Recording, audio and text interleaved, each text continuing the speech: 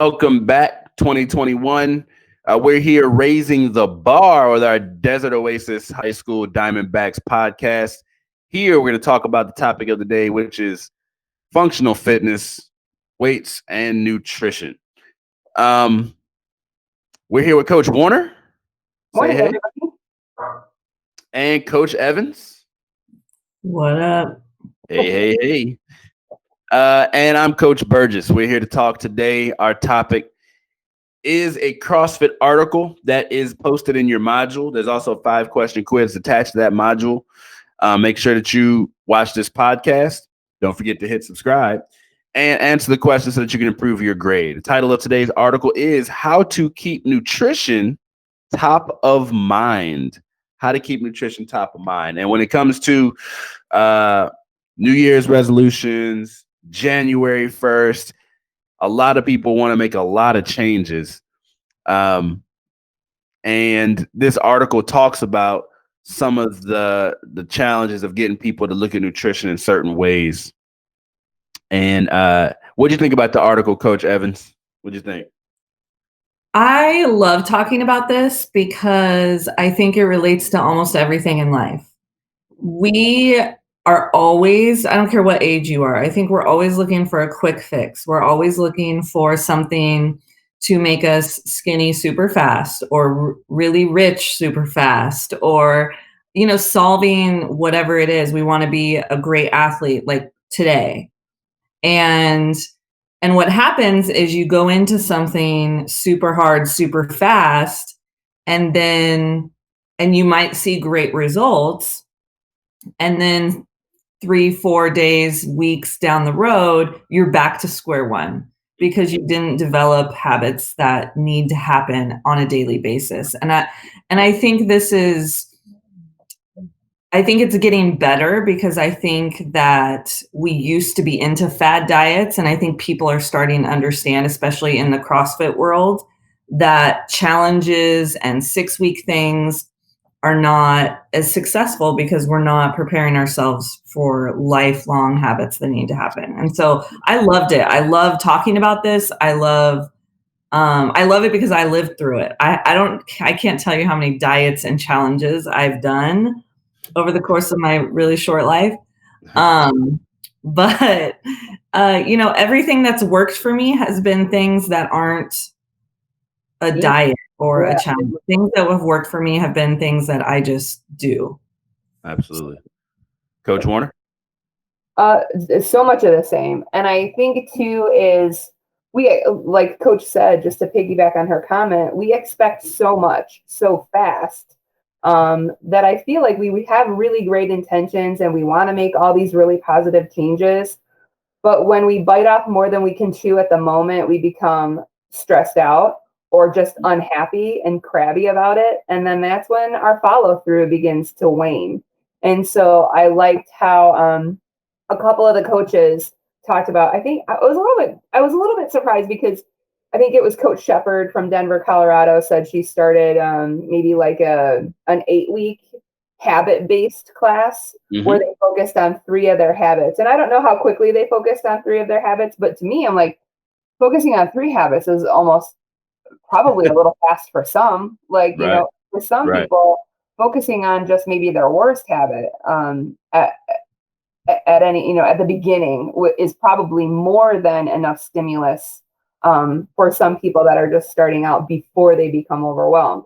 So I like the idea that they were talking about changing one habit at a time, letting that bad habit fall by the wayside and become a new habit before we reintroduce changing another one. You know what I mean? Because I feel like when we change those habits incrementally, it's far less stressful. And then we're far more likely to maintain that new habit for a lifetime, really, which is our goal, right? So, I loved it. I like everything about it. And considering all of our kids' questionnaire results, number 2 was I think number 2 was would you consider yourself a disciplined eater? I can't tell you the number of our students that were like, no. I'm super happy that they were very transparent and honest because I feel like that's what we need to know. But then for sure, these are things that we need to make sure that we change slowly so that they become just a foundation from where they're starting, in terms of moving forward. So, but I loved it. Yeah. What were your thoughts, Burgess? I'm reminded of the Three Little Pigs story, right? It's like the house of straw, the house of stick, and the house of bricks. You know what I mean? And it's a lot like, I thought about when Coach Evans said, like you do all these diets and these plans, these things, and then they don't stick around. You know what I mean? Like you might lose a ton of weight, and so not everybody's goal. Let me be real clear. Not everybody's goal is is trying to lose weight. You might gain a bunch of weight. You might get the results you're looking for. And even if this doesn't apply to you specifically at this point in time, the principle is still the same. You might get the results you're looking for, but at what cost? And so if you're building you only get one body. And anybody who's over the age of 25 will tell you, like, the injuries that happen today, you will feel tomorrow. You know what I'm saying? So if you when I've read, like, when you do yo-yo dieting, it, like, in a sense injures your metabolism. When your metabolism comes back, when you get any weight back, your metabolism now is even tougher to move. And if you do that 3 or 4 times in your life, it can be very challenging to ever move the needle again. And so when we build our body, literally building our body, when we build our house of bricks, these are like strong, sustainable, foundational habits that we want to last, for the most part, no matter what the external circumstances are. And when you talk about question number 2 from the habits questionnaire, it's like, people tend to not, they're like almost conditioned not to brag that they are disciplined eaters, you know what I mean? Or that they are mentally strong or something like that. And people kind of confuse discipline with perfection. And it's just, you got to be able to give yourself grace and forgiveness like you would a friend. You know what I mean? So I think. I'm sorry to interrupt you, Coach. Part of that is like finding that perfect balance between allowing yourself grace, but not falling into the I'll start again on Monday mentality, because because we want to make sure that, it's hard because we want to make sure that no matter how many times we fail, we get up and we get back in the saddle, right? So we want somebody to always have that mentality that however many times I fail, I'm gonna start again. But then it's like there's that delicate balance. We don't always want that out. We don't always want that excuse of allowing ourselves to be like, well, I'll just start back again on Monday. You know what I mean? So it's like that delicate balance that each person has to find for themselves, kind of when to like buckle down and when to show themselves grace. And that's kind of a hard balance to learn even for me. But yeah, I think that's an important thing too, is finding that balance between grace and discipline. One of the things Shepard says was, she observed people who miserably followed the diet to the letter for 6 weeks, only to finish and say, thank God I can eat normally again. Right. Right. Then that was a fail. Yeah. Right, Coach Evans? Yeah. That was a fail, ultimately. I mean, that's like, in the world we live in, you get the before picture, the after picture. This was the result. Look, all you got to do is pay $9.99, blah, blah, blah. And it looks like a bunch of victories, but really in the long run of a person's life. And I think our society is starting to realize that's not a victory. That's not actual change or whatever. Right. It's often difficult to get members to develop lifelong habits instead of looking for quick fixes. Why do you think it's easier to treat nutrition this way? I think it is because there's an end. And I know this might be a terrible analogy, but like this whole pandemic, I think people were stressing out because there was no end. Like, if you tell me I need to stay in my house for 2 months straight, but on this date I can do everything, I'm in, like, I'm fine. Yeah. But the fact that there was never an end date, there's never a result, you panic, you get stressed out, and it's not what we want to hear. And so I feel like in nutrition, it's kind of, or weight loss or whatever it is, kind of the same thing where like this forever. Right. Like that kind of thing. Forever. But like, you tell me, okay, for 6 weeks you do this and you're going to look like this. and then you're fine. Yeah. I can do that. That sounds great, but and not that that's necessarily a bad thing. Like, I know certain people do need to take off a bunch of weight, but then you need to continue certain things. You might not have to do the exact same thing you did for 6 weeks or whatever it is. But I just think that, again, when you have a structure of this amount of time and this is your result, it's so much more entertaining. It's so much more exciting to do that than say, hey, for the rest of your life, you have to do this. And it's like, right. Don't tell me. The baby step process, right? 6 weeks is less intimidating than forever. Yeah. And so I feel like that's why people are more willing to engage in that kind of program. But maybe it is that somebody just needs to do the 6 weeks, like she said, her athletes, Coach Shepard was talking about how they would return to their binge eating and their normal eating, and then they would want the next 6 week. Like, maybe it just takes like a 6 week program after a 6 week program after a 6 week program for those habits to be instilled. And if that's what it takes, that's what it takes. But 6 weeks plus 6 weeks plus 6 weeks plus 6 weeks eventually becomes forever if you hang on to those habits. But yeah, we can't get sucked into that cycle of like 6 weeks and then binging and eating normal for a month, and then 6 weeks and binge eating and eating right. Normal. I hate to say normal. They're normal, right? Right. But it shouldn't be our normal to eat that way. What should be normal is the way that we eat during those 6 weeks. And I feel like that's the reason that we really need to kind of drive home the whole idea of the 80-20, eating right, eating healthy 80% of our time. And there's going to be that 20% that, guess what, on Christmas, you're allowed to enjoy a piece of cheesecake. And you should be able to do that without shame, because it's part of life. If your kid's birthday party is coming up, or your high school graduation is coming up, certainly you should be able to enjoy a slice of your graduation cake without shame, And so I feel like that's kind of what we really need to be driving home, is that 80% of the time we eat well, and 20% of the time we allow ourselves things that we totally love, indulgence foods kind of. Is it surprising to you that coaches like have to teach adults about nutrition, even though they're adults themselves? You know what I mean? Like, adults are supposed to be like the know-it-alls. You know what I mean? Like, supposed to know everything. No, I've said this before. I've been pretty transparent. Like, I feel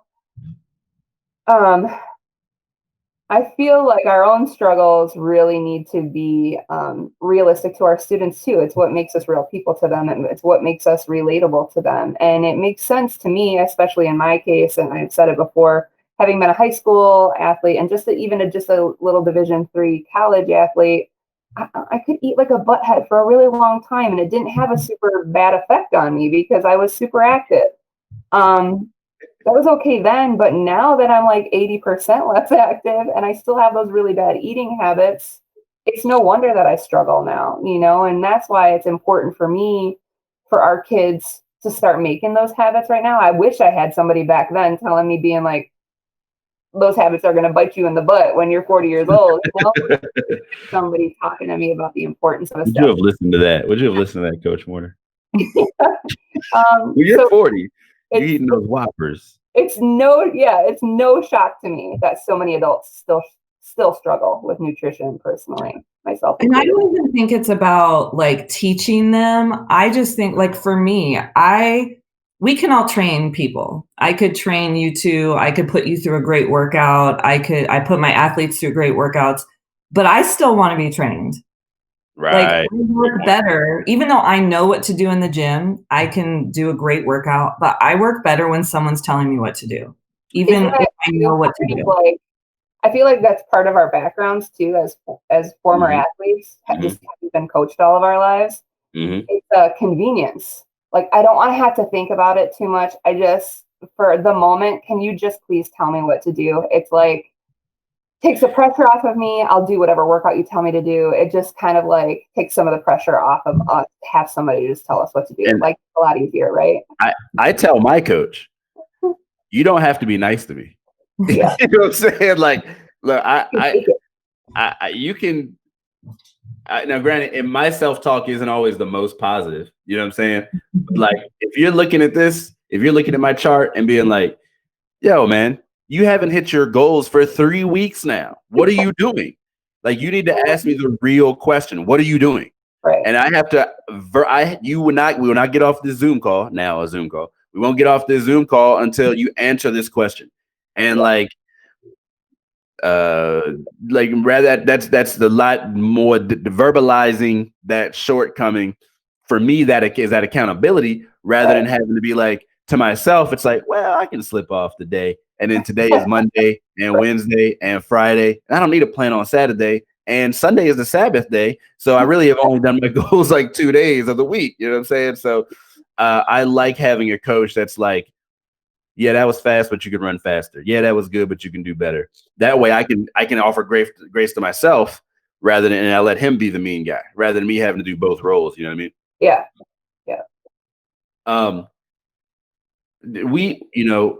We talked a little bit about why they're moving away from the paradigm and the 6-week challenges and stuff like that. You think that's a positive change for the industry?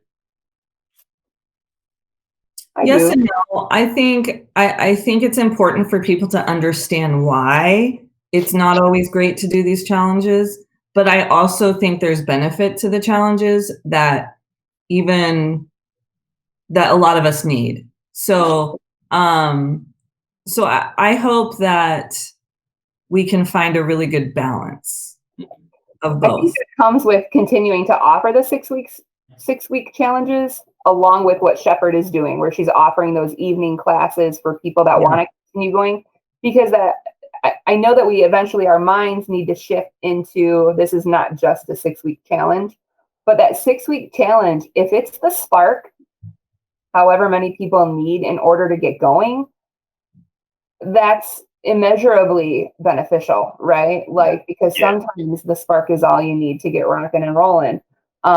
So I feel like both of those methods or both of those approaches have benefit moving forward, both 6-week challenges and continuous education, for sure. It seems like there's something magical about 6 weeks, like not just a month. It lasts longer than a month, not quite 2 months. I don't know what the 6 weeks specifically, why that is the number the industry has settled on. But Shepherd did say the goal of the 6 weeks is to recognize that whatever you're doing, it's not that hard or that big of a change. After, people can build on this new habit and make more small changes. One of the things that I liked about it, and of course, like when we were talking about the last topic, is like we all saw Karate Kid and we all wanted Mr. Miyagi. You know what I mean? Like we all want somebody to like be our mentor and kind of teach us, like an old wise man, or if you're young, you might like I can't think of the dude from Ninjago, Master Wu or whatever. Ninja Turtles, like Master Splinter from Ninja Turtles. Yeah.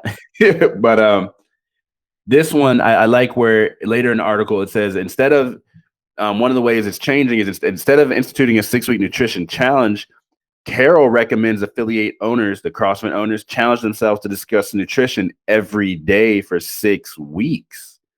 Right. So that way it just becomes a part of the culture of your community.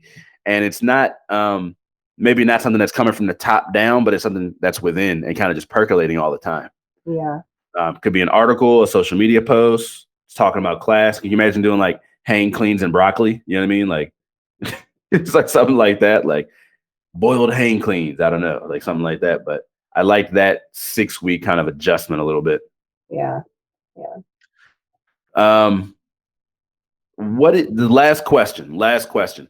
You have a student who comes to you and says they want to start a new habit. What's your top advice for them? Write it down. Yeah, writing it down is making it real, for sure.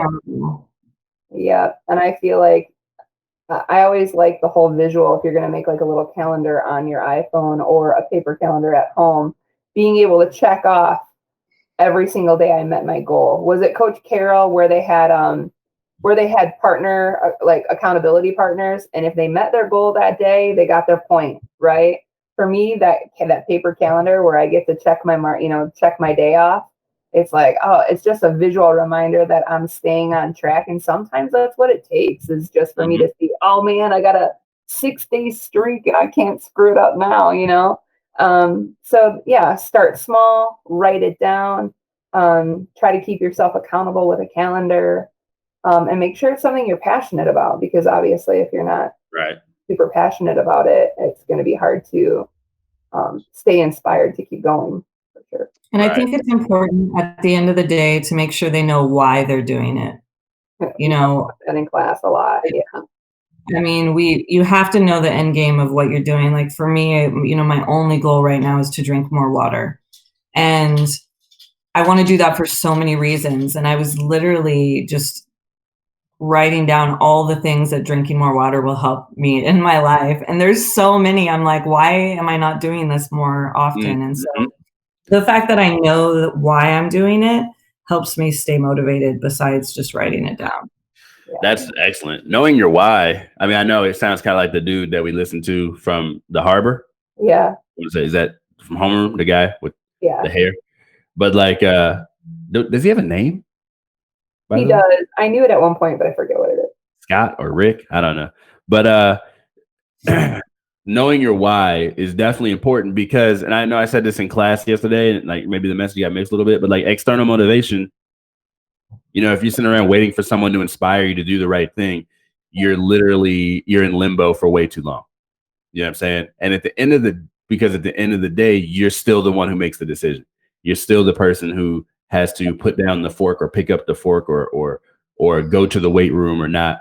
And you have to figure out what turns you on. So my advice for a person who wants to start a new habit, if I had to choose one that's different from you guys, would be like, imagine yourself as the person who has mastered this habit. Like I'd call it time travel. Like look forward, be that person, like visualize, be like, what would it feel like to be the person who's not struggling with this? And what would you have to do to be that person today, tomorrow, the next day? And like literally just step in the shoes of that future you every time that you're like, I don't want to do this. You kind of go back to that that visualization to kind of anchor, you know what I mean? Yeah. 100%. That's a great one. You have to imagine yourself being successful. If your head is full of self, doubt and negative talk, eventually that becomes your reality. So you have to, assume and visualize that this is just going to be you, in the future and from now on. And so I think that's a great one too, Coach. It takes great mental energy to think about the future more than you think about the past. You know what I'm saying? At least for me. Some people are a little different, wired a little differently. So you guys, that is the end of this podcast. CrossFit article, how to keep nutrition at the top, or how to keep nutrition top of mind. There is a 5-question quiz. There is a quiz. That's going to be 5 questions. There is a quiz that is in your module by the time this posts. So go ahead and check that out and make sure that you complete it by the deadline. Guys, we do thank you and welcome back to 2021 school year. We totally appreciate you guys joining us for this Wednesday. Have a fantastic rest of your day. And